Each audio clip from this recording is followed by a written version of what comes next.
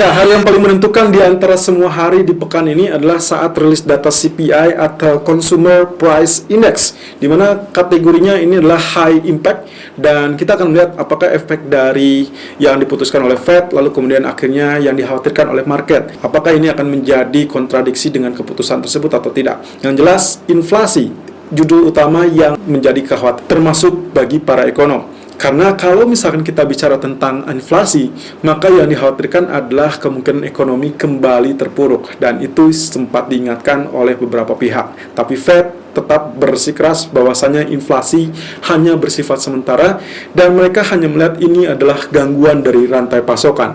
Kalau misalkan nantinya dia berhasil diatasi rantai pasokannya, maka kemungkinan potensinya inflasi sendiri akan mereda. Tapi sayangnya ini akan berpacu dengan waktu. Artinya, walaupun Fed sudah mengumumkan bahwa mereka tidak tergesa-gesa untuk menaikkan suku bunga, tapi ada kekhawatiran tertentu di antara para pejabat Fed terkait dengan kenaikan inflasi ini yang akan merongrong ekonomi.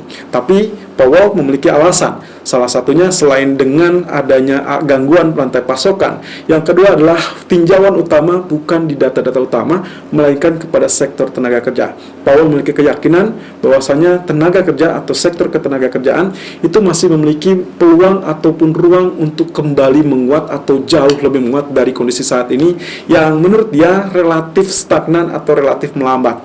Ya, walaupun dengan klaim pengangguran mingguan yang cukup kuat setiap minggunya, tapi yang diinginkan adalah angka unemployment rate yang masih tetap berada di atas 4%.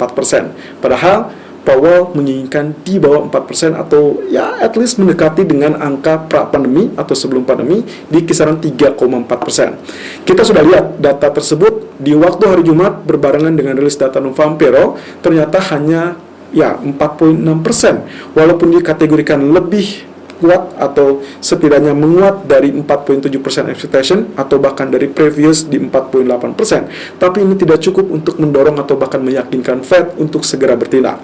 So, perjalanan masih panjang terkait dengan kebijakan suku bunga. Kita akan bahas terkait dengan kondisi struktur market yang ternyata diombang-ambing dalam pola 3 bulan terakhir. Area high atau resisten kita tetap berada di 18.33 dan 34, dan terbukti sejak tadi malam dan juga sampai pagi ini 18.32 itulah area yang tetap tertahan, dan ini menandakan 18.33, 18.34 nya masih cukup kuat. Apakah terjadi rejection atau tidak? Ya, itu semua tergantung dari rilis data CPI nanti malam. Tapi perkiraan saya, kalau misalkan kita berskenario, maka akan sangat wajar sebelum rilis data CPI, kalau berkaca dengan kasus di periode sebelumnya atau di bulan lalu, dia mengalami penurunan lebih dulu, tekanan, lalu kemudian nantinya setelah rilis data CPI, kita baru dapat lihat pembalikannya. Itu berarti kita harus berhati-hati. Walaupun strategi pagi ini kami mengandalkan untuk melakukan buy di teritori 1824, 1826, atau bahkan teritori kedua, alternatif kedua 1820, 1821, tapi kami tetap mengingatkan kepada Anda, in case ternyata penurunan tersebut terlampau dalam, maka Anda sebaiknya tetap menggunakan SL atau stop loss lebih dulu untuk mengantisipasinya. Baru nantinya kalau ternyata SL memang itu dikenai atau disentuh, maka Anda prefer untuk skip lebih dulu atau wait and see lebih dulu sampai rilis data CPI. Nantinya akan mendapati teritori U-turn-nya atau pembalikannya setelah CPI. Atau misalkan Anda sudah entry lalu kemudian ternyata rebound saat melihat video ini, maka waspadai. Saya ingatkan, kalau misalkan ternyata dia sudah kembali naik, katakanlah berhasil rebound dari zona buy kita, mungkin kisaran 18.30, 18.32, persis dengan area high yang sampai sini tercipta. Kalau ternyata high-nya tidak pecah lagi sampai sore hari atau menjelang memasuki sesi New York, ya kita batasi saja mungkin jam 5 atau jam 6 sore, maka sebaiknya Anda prefer untuk exit lebih dulu, walaupun itu tidak mencapai TP pertama, tapi setidaknya save lebih dulu, kemudian perhatikan peluangnya setelah data CPI. Jadi kalau misalkan ini yang terjadi, skip lebih dulu, itu jauh lebih aman, kemudian tunggu peluang saat rilis data CPI atau after CPI. Yang terburuk sampai mana? Yang terburuk, kami melihat teritori 1809 itu masih memungkinkan untuk turun, lalu kemudian kita harapkan di teritori tersebutlah big demand yang memungkinkan untuk mendorong lebih tinggi. Kita lihat penjelasannya dari technical view untuk hari ini 10 November 2021. Irfan untuk Agrodana. Technical Outlook 10 November 2021 jam 12.18 waktu Indonesia bagian Barat. Kita langsung tertuju pada DXY dan juga Treasury Yield, yang ternyata grafik dari H4 DXY persis dengan apa yang kita perkirakan, di mana dia tertahan di area support, kemudian dia terpantul, lalu kemudian turun. Tapi bisa dibilang pergerakannya masih cukup sideways ya di bagian kanan ini. Kemudian kita tinggal tunggu nih rangkaian kenaikannya. Kiranya ini mirip dengan apa yang kita curigai sebagai head and shoulder. Kalau ini yang bisa terjadi atau terbentuk, maka kita tinggal menunggu waktu saja ya. Apakah ini akan terjadi penurunan di malam hari saat rilis data CPI atau malah naiknya melebihi. Tapi in case ternyata naiknya melebihi, berarti kita gagal ya untuk mendapatkan head and shoulder. Apalagi kalau dia naik melebihi 94.51 atau bagian head ini. Jadi kita asumsikan seperti demikian. Dia naik, kemudian dia turun, lalu kemudian naik lagi, swing high. Ini adalah penurunan yang kemarin, lalu kemudian kita nantikan mungkin saja dia equal dengan bagian left, dan akhirnya dia tembus sebagai head and shoulder. Tapi kita belum tahu ya right shouldernya ada berhenti di mana. Kita masih ini hanya perkiraan saja, bisa saja meleset ya, bahkan mungkin lebih dini untuk terjadi rejection, atau mungkin menunggu kepastian di atas. Saya rasa kalaupun misalkan seperti ini, wajar nantinya kita akan melihatnya setelah malam hari.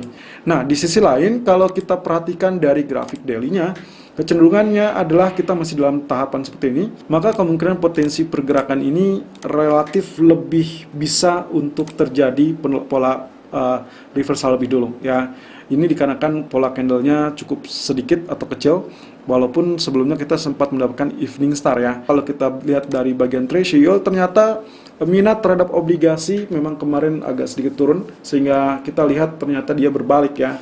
Ini disebabkan arealnya di bagian ini dia rejection ya, sedikit rejectionnya, tapi ini cukup lumayan. Walaupun kalau kita pastikan di sini, ini sebenarnya sudah kategorinya breakout, tapi kita harus memastikan dua candlenya. Dikarenakan yang ditemukan di daily chart, maka kita memerlukan 2 hari candle berikutnya, artinya hari ini dan hari esok. Nah, untuk hari ini, so far dia sedang dalam pengalaman rebound, jadi perhatikan in case ternyata ini fake breakout, tapi kalau ternyata dia tetap berada di bawah, lalu kemudian ditutup dengan bearish candle, well, so far masih cukup aman ya. Itu bertanda bahwasanya emas masih bisa mengalami kenaikan lagi. Technical view gold 10 November 2021 jam 12.20 waktu Indonesia bagian Barat, high 1832.20, low 1825.60 dan running price 1826.50. Oke, selamat untuk Anda. Kemarin kita sempat mendapatkan teritori yang pas 1818, 1820 ya untuk melakukan buy. Bahkan tercatat kurang lebih 3-4 kali dia retest kemudian kembali rebound. Di pagi hari memang kita hanya sempat mencapai atau menggapai teritori TP pertama, tapi akhirnya di malam hari mendekati ke TP kedua. Walaupun tidak genap TP kedua ya. TP keduanya 1833.30 ternyata bagian high atau areal high kemarin itu hanya sempat mencapai 18.32.50, tapi seharusnya Anda sudah membukukan profit ya, karena itu relatif aman. Kemudian juga yang harus Anda pertimbangkan adalah kondisi 1833, 1834 adalah merupakan resisten kuat, yang artinya bisa saja terjadi kegagalan breakout atau malah memang saatnya breakout. Kalau terjadi kegagalan, maka hati-hati dia tergelincir kembali. Sebetulnya ekspektasi saya kalaupun dia turun, itu tidak jauh dari teritori yang sebelumnya ditembus. Kalau misalkan sebelumnya 1806 atau 1807, berarti dia ya extend di sini ya. Area supportnya 1804, atau minimal yang terdekat adalah 1813, itu areal high yang pernah terjadi atau tercipta di candlestick ini. Nah, dengan catatan kalau misalkan kita perhatikan yang kemarin di saat non-farm payroll tembus itu sudah confirm karena 2 candle berikutnya tetap berada di atas. Jadi memang sangat wajar kalau ada pullback, apalagi pullback tersebut bertepatan dengan zona resisten yang cukup kuat.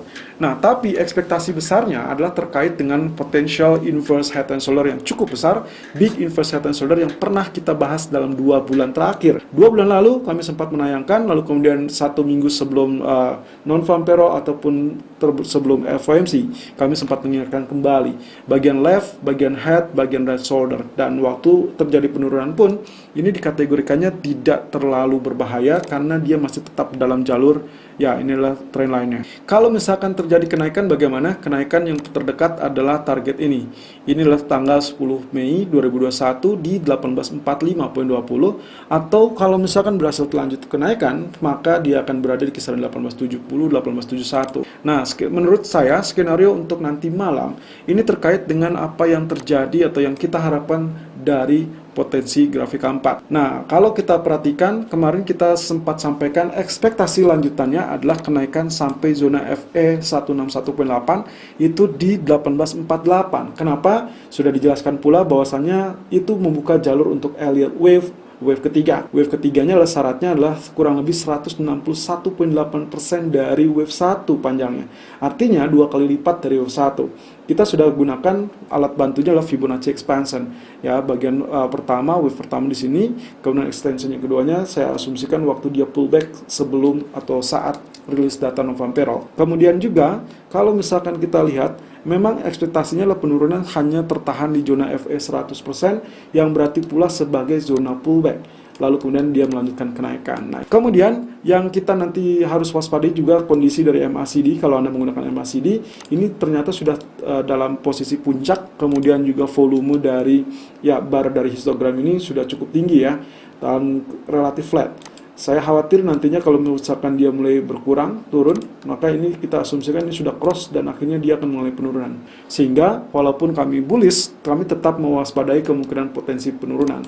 Tapi kalau misalkan katakanlah di grafik H1 kami melihat potensinya untuk melakukan buy dengan catatan adalah antara trendline merah dengan trendline biru dan juga historical price yang berperan di sini yang cukup berdekatan ya. Teritorinya adalah 18 kurang lebih ya 1824, 1826 ataupun 1820, 1821. Nah, dengan catatan di sini saya berharapnya trendline biru masih tetap kokoh atau bahkan support pertama tetap kokoh ya, walaupun ini berdekatan. Anda tinggal pilih salah satu ya, tidak usah menggunakan dua-duanya. Apalagi kalau Anda berencana untuk averaging. Tidak baik dan tidak disarankan kalau Anda melakukan averaging yang terlampau dekat. Misal, support pertama 182426, sementara support kedua 182021. Anda tiba-tiba melakukan buy pertama di area ini, support pertama, lalu kemudian buy kedua di area ini. Itu sangat-sangat tidak efektif. Apalagi dengan dana yang terbatas atau yang sangat minim. Oke, lalu kemudian ini sudah disentuh, berarti kita sudah dalam zona buy, walaupun area terendah yang kita harapkan untuk zona buy 1824, tapi karena dia sudah low di 1825.60, berarti sudah masuk di teritori tengah kita, dan ekspektasinya adalah kenaikan sampai 1832. Apa memungkinkan? Kita lihat ya, pullbacknya karena ini yang merah sudah ditembus, nah berarti dia mungkin sekitaran 1829. Ya, 1829 ataupun 1830. Kalau Anda ingat kemarin atau tadi malam itu memang sempat terkoyak-koyak di 1830 sebelum akhirnya mencapai 1832. Ini berarti Anda juga harus waspada. Kalau ternyata sampai sore nanti, katakanlah di jam 4 atau jam 5 sore, dia tetap bertahan di 1830, sebaiknya Anda exit lebih dulu walaupun kita tidak mencapai TP pertama, atau maksimum di TP pertama 1832 pun Anda boleh exit. Kemudian Anda perhatikan lagi data-data yang nanti malam kurang lebih tercermin dari data CPI. Karena yang dikhawatirkan adalah volatility dan bisa saja ini tembus ya, dan itu yang harus diperhatikan. Nah, terkait dengan grafik H4-nya, kalau misalkan saat ini selesai di grafik katakanlah sesi Eropa, ya mungkin saja di jam 3 atau jam 4 atau maksimum jam 5. Begitu Anda memasuki perlintasan antara sesi Inggris dan juga sesi New York, dan berarti Anda langsung berpindah ke grafik K4. Itu triknya teman-teman. In case ternyata 1824 ini disentuh atau mungkin kita sudah hanya mentok TP pertama grafik H1 tadi, maka langsung exit dan kita perhatikan. Tapi kalau Anda tidak sempat exit, maka Anda perhatikan lagi arealnya untuk CPI.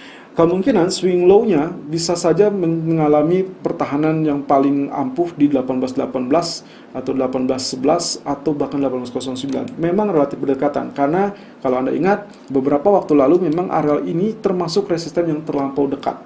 Sehingga pamungkasnya memang 1834 ini harus betul-betul ditembus. Selalu gunakan stop loss dan risk management sesuai dengan equity dan strategi trading Anda. Irfan untuk Agrodana.